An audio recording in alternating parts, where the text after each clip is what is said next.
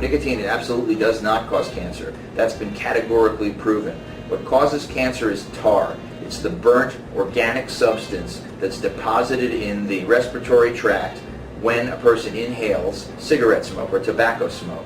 Nicotine is a chemical which is contained in tobacco leaves and released in tobacco smoke, which acts on the brain and has actually a number of pleasant and beneficial effects on the brain. Nicotine itself has been known about for many decades, and nicotine by itself, to the best of my knowledge, has never been proven to cause disease.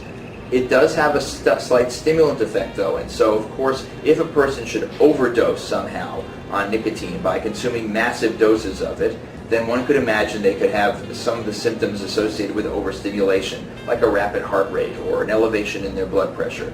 But I have heard some people allege that nicotine can cause heart attacks and strokes. That has never been demonstrated in any kind of evidence-based, peer-reviewed literature. In the medical literature, you won't find anything like that.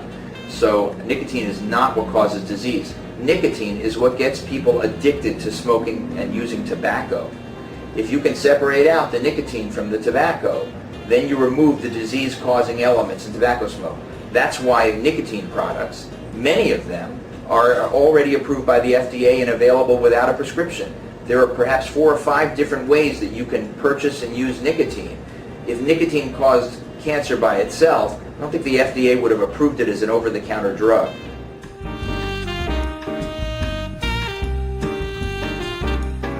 Based on the research that I've been provided with and the background information that I've received from Smokestick and from the scientific literature, I can't find anything that's released in the vapor that comes out of Smokestick when it's used that could cause disease. Now, let me qualify that. Many physicians would talk about addiction as a disease, and I would agree with that. Addiction can be classified as a disease, and I think the disease model of addiction is an excellent way to approach people who are addicted to the use of substances or behaviors that are harming them in some way or negatively impacting their lives. But nicotine alone, an addiction to nicotine, only causes harm in association with tobacco use.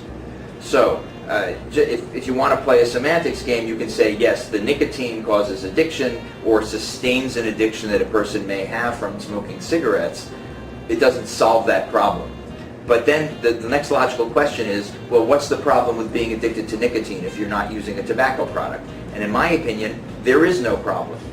If I have a smoker that tells me that they've completely switched from using tobacco products to using a nicotine-only product, whether it's Nicorette gum or a patch or a nasal spray or a lozenge or a device like an electronic cigarette such as Smokestick, and they can't seem to get themselves to stop using the nicotine substitute, I congratulate them on having made a healthier choice, on having made a lifestyle choice that will significantly reduce their risk of heart disease, heart attack, stroke, and there's a long list of cancers and other diseases that are caused by tobacco use.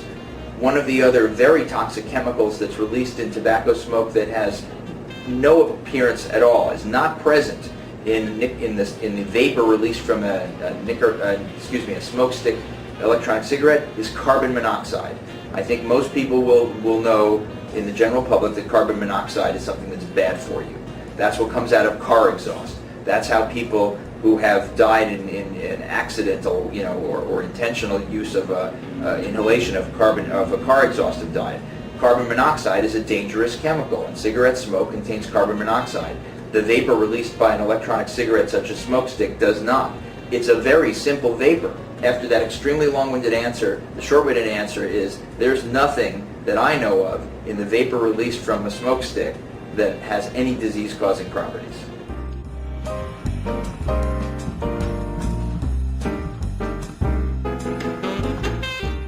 There is a substance which is really just a substrate around which a vapor can form. The same way clouds need dust particles to form the water vapor around the dust particles, in order to form any type of vapor, there has to be something around which for the water to condense. So the propylene glycol is the inert chemical that passes in and out of the human body without being unchanged and with no effect. and it's been studied as far back as 1946. I have a paper on my desk from 1946 that shows that it was studied and had no effect on human beings.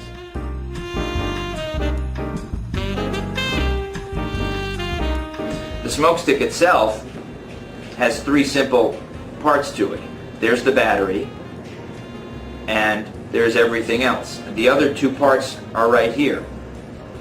Those parts are, let's pull this off. A new device is always hard to pull the first one off. This is actually not a real cartridge. It's the one just that comes as the cover and packaging in a new smoke stick.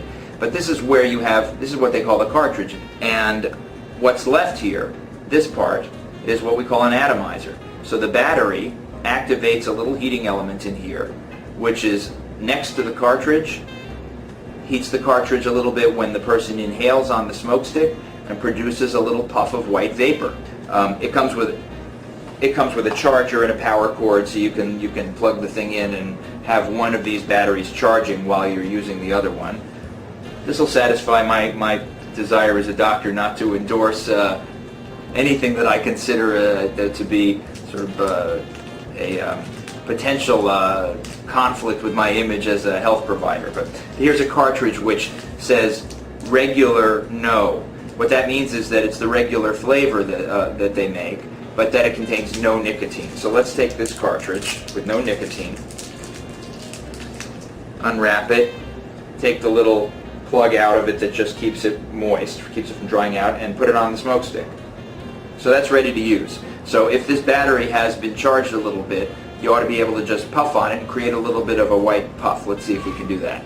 And the red light, by the way, will light up. It's the act of inhaling this through this device that turns on the battery and the atomizer.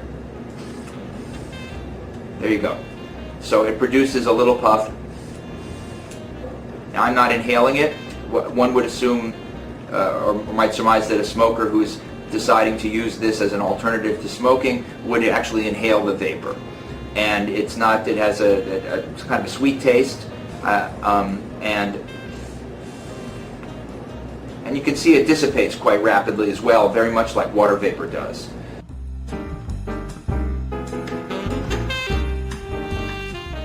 If there is a location where tobacco smoking is banned or illegal, that I don't see any reason how use of an electronic cigarette like smoke stick would qualify for that restriction. It's not tobacco, and therefore exposure to the vapor that's released when someone either puffs on or exhales a smoke stick can't harm another individual.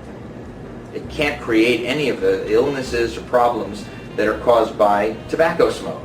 Now, I can't tell you whether or not someone might be irritated by it or take offense by it or consider it, in their opinion, to be inconsistent with a smoking ban. But we're going to have to develop a new language for this, because prior to the existence of electronic cigarettes, there was no such thing as non-tobacco smoke. It's unfortunate that in order for people to understand what we're talking about, we have to refer to it as smoke and smoke stick, but what we're really saying is that it's an alternative way of smoking, not that it releases smoke. Because really what smoke is the tarry residue and the multiple chemicals that are released from the burning of an organic material. When you burn anything that is a solid substance, smoke is released. Nothing is being burned in the smoke stick. All that's happening is you're heating up a liquid to the point of becoming a vapor. So referring to it as smoke doesn't make sense at all. Therefore, considering it subject to a smoking ban doesn't really make sense either. If you're banning the act of putting something in your mouth and puffing, then I suppose you're banning this. But if what you're banning is the production of smoke, and smoke is the way I just defined it, then there's no reason that this should be subject to that kind of a restriction.